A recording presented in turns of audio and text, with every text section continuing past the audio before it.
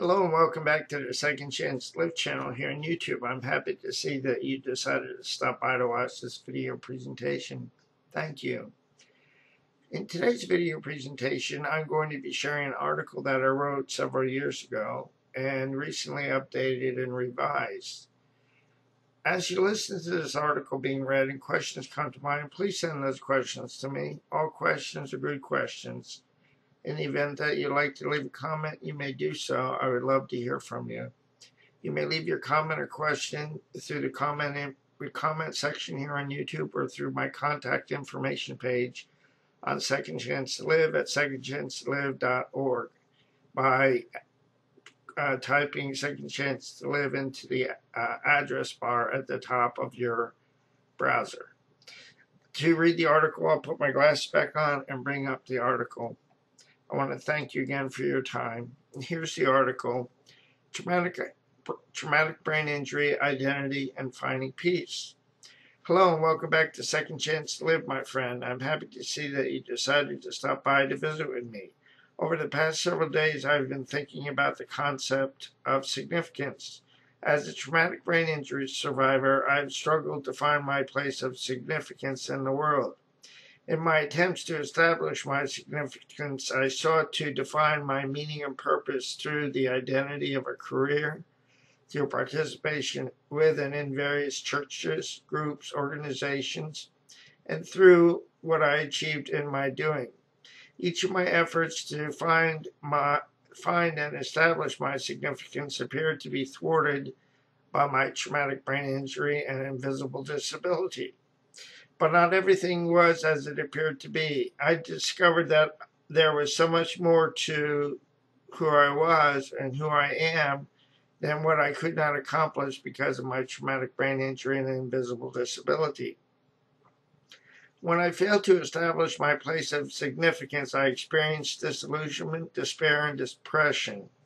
My disillusionment, despair, and depression continued for many years as I struggled to find my place of significance and meaning. Through my struggle, I reached a point in time when I surrendered to the notion that my significance could be secured or tied to a career, affiliation, or achievement. As I surrendered to the notion that I needed to have my significance validated from outside of me, through a career, affiliation, or achievement, I found a new freedom. My freedom helped me to realize that I could stop fighting against myself for what I could not accomplish.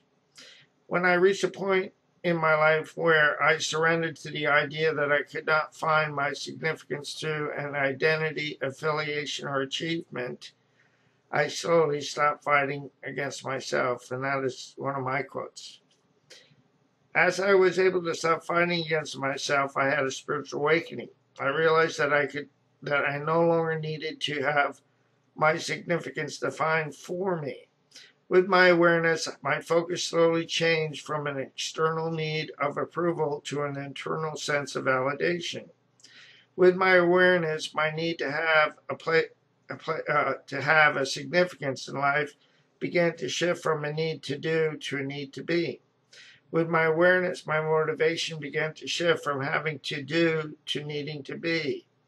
With my awareness, my definition of significance changed from a drive to do to a need to create.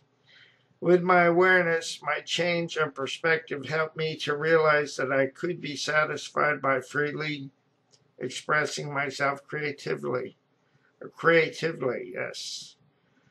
With my awareness and change of perspective, I discovered that I could express myself outside of the box of significance.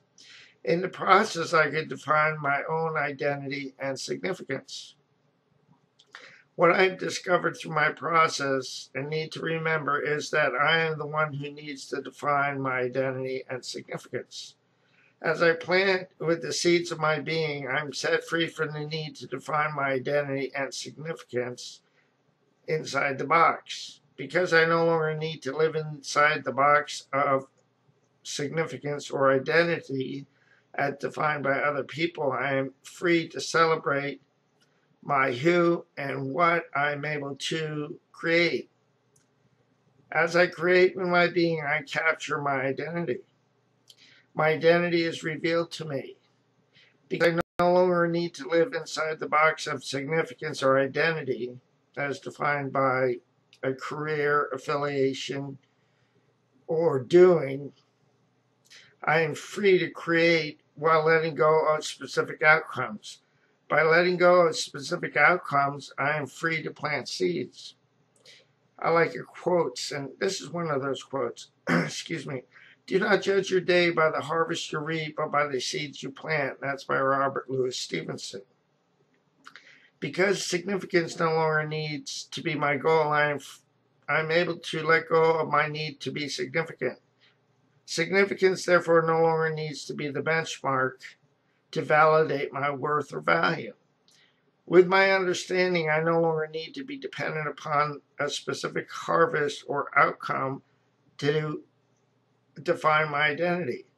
By letting go of my need for significance, I no longer need to be invested in a specific harvest or in specific harvests or outcomes to have my place of significance. By letting go of specific outcomes or harvests, I am able to accept that my being is simply enough. Through accepting that my being is enough, I am able to surrender to and trust the process. By trusting the process, I am able to cease from my striving and find peace. And here's several quotes that I like to leave you with, several of which are quotes that I've made or coined.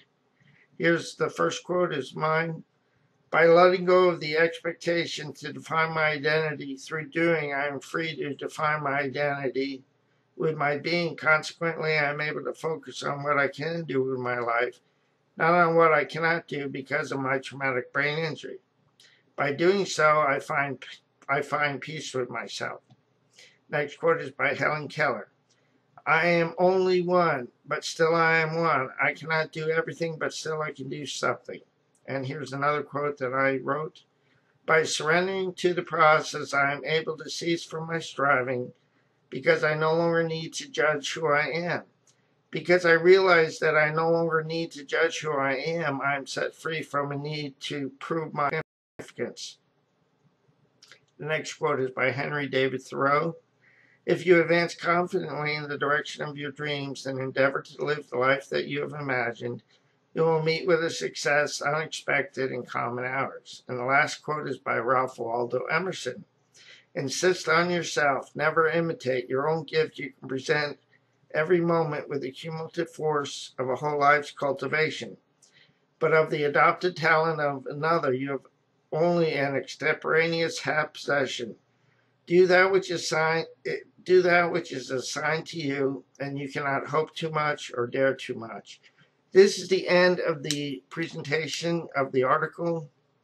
I want to encourage you, as I need to encourage myself, please do not give up on yourself, a loving God, or your process, because more will be revealed in time and with time. The pieces of the puzzle will come together in the correct order, in the right order, and at the right time. I'll say so long for now. Have a great day, and God bless both you and your family, and thank you for your time. I look forward to hearing from you. So long now.